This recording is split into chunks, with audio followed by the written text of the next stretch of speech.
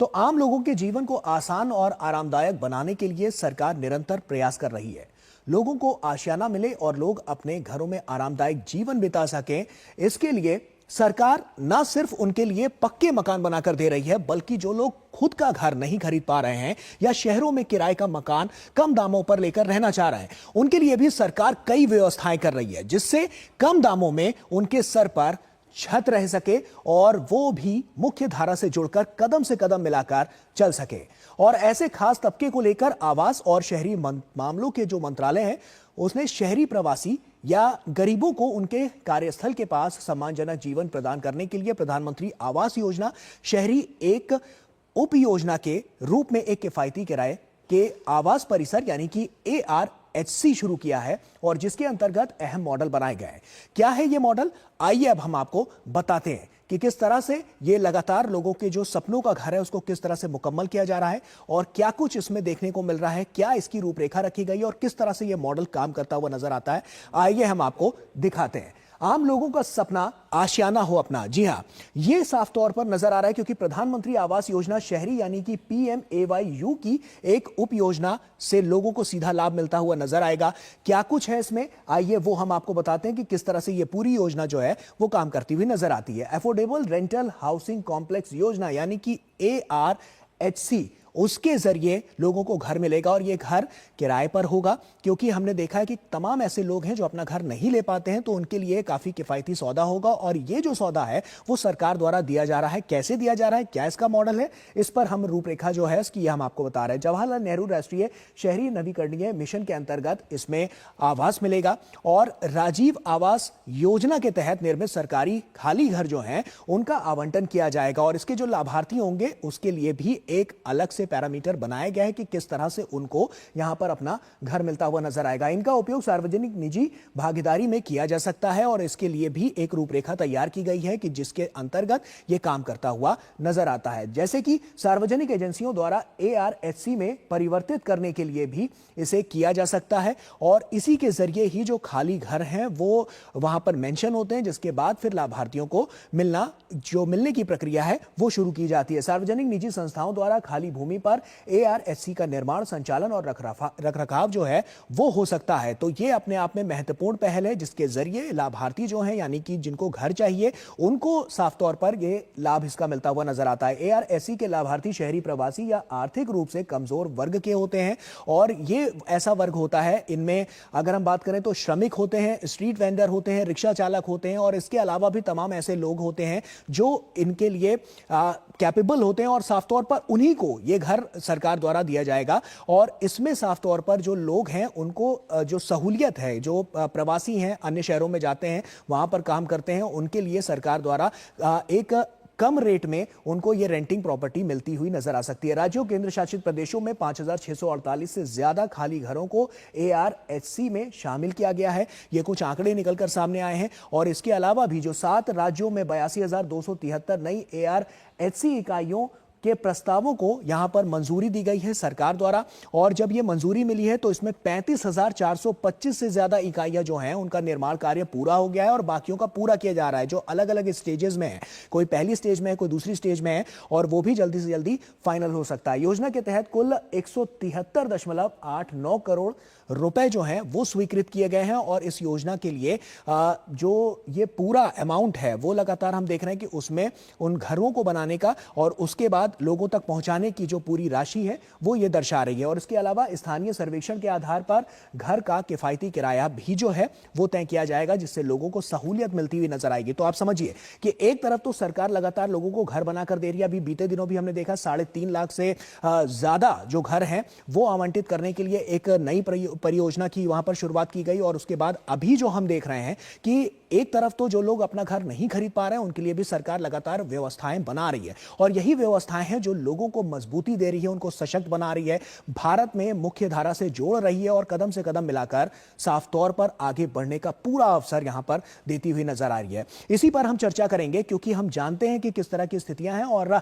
क्या कुछ होने वाला है और क्या कुछ हो रहा है। लगातार हम देख रहे हैं इस पूरे डेवलपमेंट को, इस पूरे इंफ्रास्ट्रक्चर को जो लगातार दुरुस्त करने की कवायद जो है वो सरकार की तरफ से जारी है। सुधीर कृष्णा जी हमारे साथ जुड़ रहे हैं जो कि पूर्व सचिव हैं आवासीय और शहरी मंत्रालय के। सुधीर सर, बहुत स्वागत आपका। और उसी के साथ सबसे पहला सवाल जो मेरा है वो यही है कि जिस तरह से अभी हम देख रहे हैं, जो हाल फिलहाल में लगातार एक तरफ तो सरकार घर तो दे ही रही है, दूसरी तरफ वो भी व्यवस्थाएं सरकार की तरफ से की जा रही हैं कि जहां जो लोग अपना घर नहीं ले पा रहे हैं तो उनको किराए पे कम से कम ऐसे घर मुहैया कराए जा सके जो उनका जो मूल्य है वो बहुत सामान्य हो।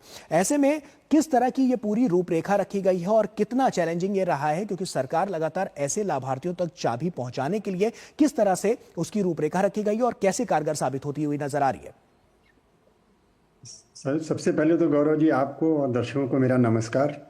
और जैसे आपने अभी तक बहुत अच्छे ढंग से समझाया है कि हाउसिंग को लेकर सरकार के क्या प्रयास रहे हैं, और हम जानते हैं कि जनता को जो आवश्यकता है, सामान्य कॉमन मैन को रोटी, कपड़ा, वाहन और मकान, 4 चीज़ें चाहिए। जी। अब आज के समय में रोटी, कपड़ा और वाहन भी मिलना उतना मुश्किल नहीं रह गया है, क्योंकि आदाय बढ़ चुकी हैं। लेकिन घर की समस्या ऐसी है जो बरकरार है, और वो बरकरार कई वजह से है। हालांकि बहुत से घर बने हैं। पीएमएवाई योजना जो है उसके प्रथम चरण में जो 10 साल चला, लगभग 90 लाख से अधिक घर बना के कंप्लीट किए जा चुके हैं। जी।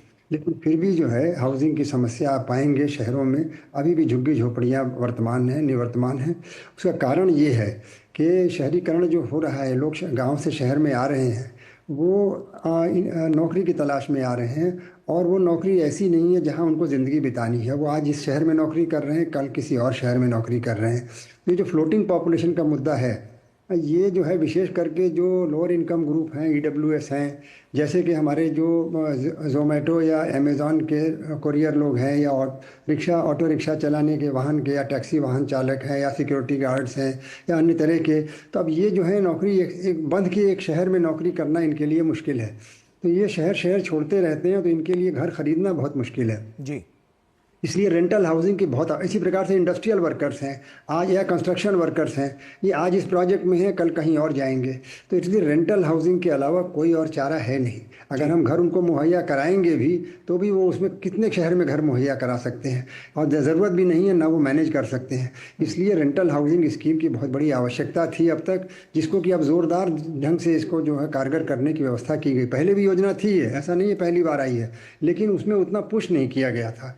तो इस योजना में इन्होंने जो 2 अंग बनाए हैं, एक अंग तो ये है कि अब तक जो घर बने थे, जो आपने दिखाया था कि JNNURM के तहत जो घर बने थे, उसमें बहुत काफ़ी कुछ खाली भी हैं, और भी योजनाओं में खाली घर पड़े हैं। तो जो खाली घर हैं उनको रेंट पर देने के लिए एक व्यवस्था तो ये है, और जो उसके लिए ये म्यूनिसिपैलिटी के आधार पे किया जाएगा। म्यूनिसिपैलिटी को उनको प्रोजेक्ट या जो भी ओनर है, उसके खाली घर पड़े हुए हैं, किसी का ओनरशिप नहीं है, तो म्यूनिसिपैलिटी ओनर बन के उसको रेंट देगी, या कोई सरकारी संस्था उसको रेंट पर देगी।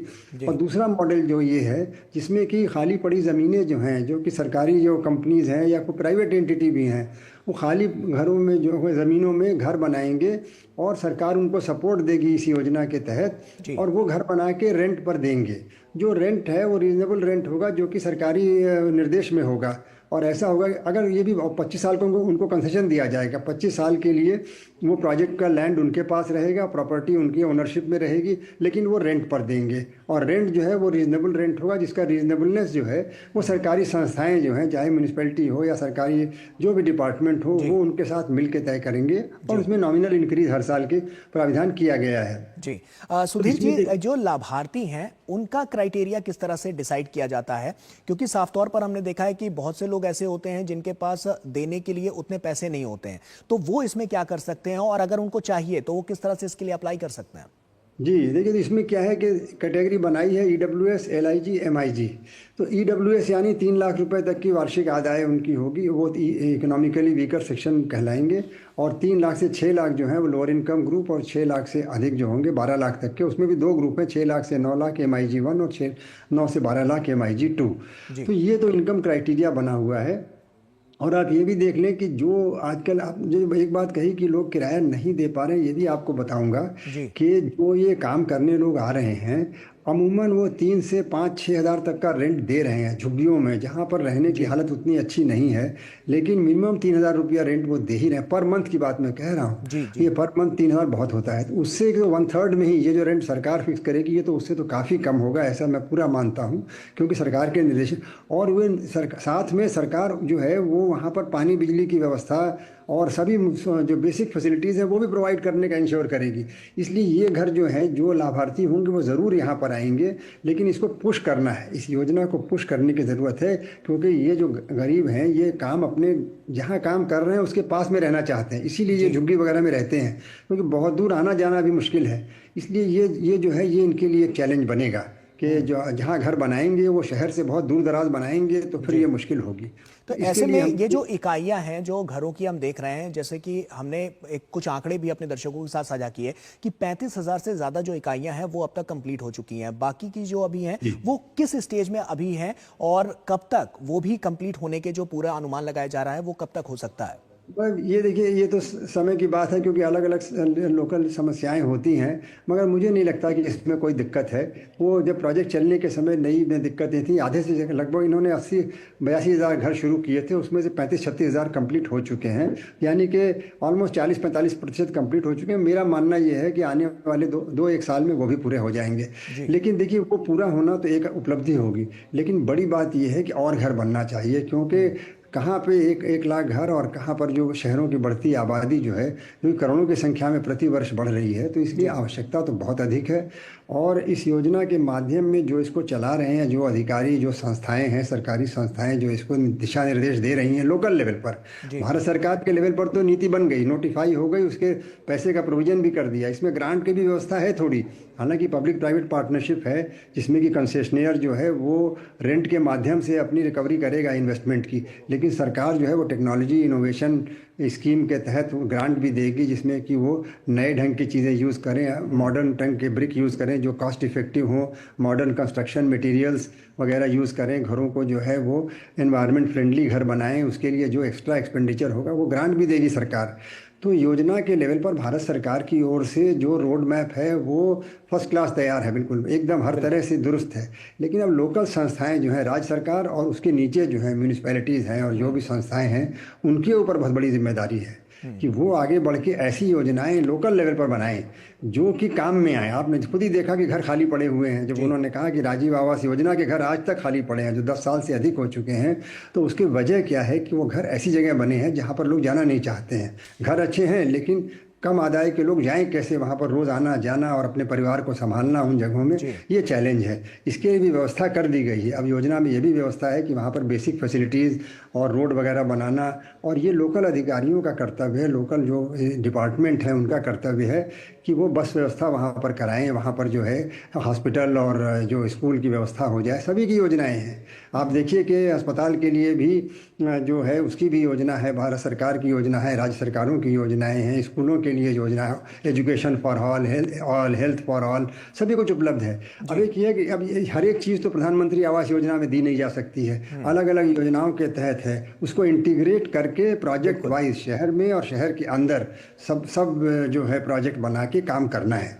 तो ये बहुत अच्छी, और अगर इसको नहीं किया तो देखिए पैसे भी खर्च हो रहे हैं सरकार के। एक करोड़ के करीब घर बन चुके हैं प्रधानमंत्री आवास योजना में, 1 करोड़ और बनने का प्रोविजन है। ये जो हमारी PMAY 2.0 है, इसमें 1 करोड़ शहरों में 1 करोड़ मोर हाउसेज का अनाउंसमेंट हो चुका है। लेकिन अगर हम 2 करोड़ घर बनाने के बावजूद शहरों में झुग्गी झोंपड़ी देखते रहेंगे तो इसका मतलब ये कहीं पर लोकल लेवल पर इसमें चूक हो रही है। तो सुधीर जी, इस बात को जो आपने अभी कही, इसी बात से जुड़ा हुआ मेरा एक सवाल है कि इसका मैनेजमेंट किस तरह से किया जाएगा, कैसे इन सब चीजों को मैनेज किया जाएगा, पहली बात। दूसरी बात, क्या क्या नए इनिशिएटिव्स हैं जो अब सरकार ले रही है जिससे आने वाले समय में जो लोग हैं जिनको पक्के मकान देने हैं, क्योंकि एक तरफ तो झुग्गी झोपड़ी है, उसको किस तरह से हटाना है और किस तरह से लोगों को नया घर देना है, क्या इसके लिए किस तरह से जो रूपरेखा रखी गई है वो क्या कहती है और मैनेजमेंट इसका किस तरह से किया जाएगा? तो पहले मैनेजमेंट की बात करते हैं। तो देखिए, 2 तरह की इसमें 2 हैं कैटेगरी 1 और कैटेगरी 2। कैटेगरी 1 में है कि जो घर ऑलरेडी बन चुके हैं और खाली पड़े हुए हैं, तो ऐसे घर जो हैं वो खाली वो बनाए किसने, सरकार ने बनाए हैं, भले ही राज्य सरकार की संस्थाएं जो हैं उनके माध्यम से बनाए होंगे, लेकिन ओनरशिप सरकार के पास है। आप उसको राज्य सरकार मान लें, केंद्र सरकार मान लें या कोई भी लेवल का गवर्नमेंट मान लें, तो उसमें ओनरशिप सरकार के पास बनी रहेगी, वो रेंट पर दिया जाएगा। तो ये तो एक हो गया। और रेंट का मैनेजमेंट करेगी म्यूनिसिपैलिटी, जो संबंधित लोकल संस्थाएँ जो हैं वो रेंट का मैनेजमेंट करेंगी, वही पूरा उसका अख्तियार लेंगी और वो रेंट पर देंगी और रेंट का रिविजन करती रहेंगी। ज़्यादा रेंट बढ़ाना भी नहीं है, यानी कि 8% प्रति, पहले तो नॉमिनल रेंट रखेंगे जो कि देखिए एक और बात है कि बार बार हम ये कहेंगे कि नॉमिनल रेंट का मतलब ये है कि बहुत कम होगा, अगर बहुत ज़्यादा बढ़ाएंगे तो कोई लेगा ही नहीं, ये भी मान के चलना, तो इसलिए खुद ही रीजनेबल रेंट बनेगा वो, जिससे कि कोई ले भी तो सही उसको, तो इसके लिए चिंता करने की ज़रूरत नहीं है। लेकिन ये जब कैटेगरी 1 में लोकल संस्थाएं जो है, म्यूनिसिपैलिटी वगैरह जिन्होंने घर बनाए हैं, जो अभी ओनर है वही बने रहेंगे। कैटेगरी 2 में नए घर बनने की बात है, जो कि PSU हैं या प्राइवेट कंपनी है, वो भी प्राइवेट एंटिटी है, वो भी बना सकती है, उनके पास ज़मीन होनी चाहिए, उनको ज़मीन का ओनरशिप अपना दिखाना होगा, और फिर वो घर बनाएंगे और रेंट गवर्नमेंट के साथ मिल के तय करेंगे, और वो जो टेनेंट है उसको वो देंगे और रेंट पर देते रहेंगे, और 25 साल के बाद ये तक वो प्रोजेक्ट में सरकार का सपोर्ट बना रहेगा, और उसके बाद तो 25 साल बहुत अवधि होती है, उसमें बदलेगा, समय बदलेगा, तब देखा जाएगा। बिल्कुल, समय बदलेगा, आय भी बदलेगी, और जैसा कि हम देख रहे हैं कि तमाम क्षेत्रों में प्रगति चली रही है, तो उससे कहीं ना कहीं जीवन जो है वो और आसान होता हुआ नजर आएगा। बहुत बहुत शुक्रिया हमसे जुड़ने के लिए और तमाम बातचीत यहाँ पर हमसे करने के लिए और दर्शकों तक संपूर्ण जानकारी पहुंचाने के लिए बहुत बहुत शुक्रिया आपका। तो साफ तौर पर जैसा कि हमने दिखाया आपको कि किस तरह से जो लोगों का जीवन है उसको और आसान बनाने के लिए लगातार सरकार प्रतिबद्ध है, और इसी प्रतिबद्धता के साथ वो आगे भी बढ़ती हुई नजर आ रही है। छोटे से ब्रेक का यहाँ पर वक्त हो गया है, जल्द हाजिर होते हैं।